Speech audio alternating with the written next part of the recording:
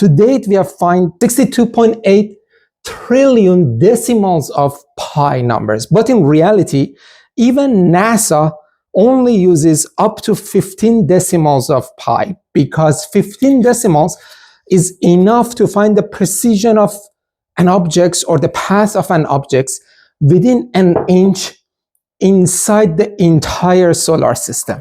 So why does it go forever? We actually don't know why all of these numbers exist.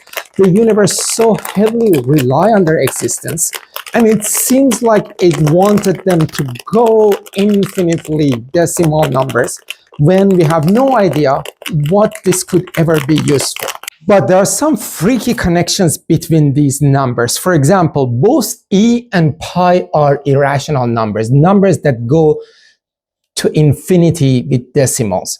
And if you put e to the power of pi, you will still get an irrational number. I suck at this. But if instead you calculate e to the power of I times pi, I being the imaginary number, it's literally square root of -1, a number that you cannot do the square root of. Then e to the power of I pi is just -1. Just a number, no decimal, nothing.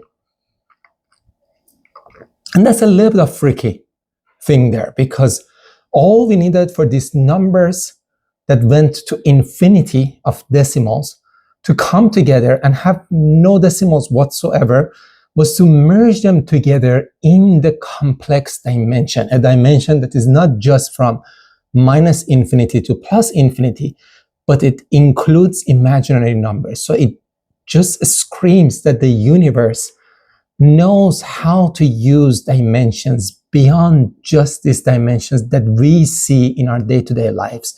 And that's where a lot of the magic of quantum mechanics itself is actually happening, within the complex plane of numbers, where these irrational numbers like a square root of 2, pi, e, are essential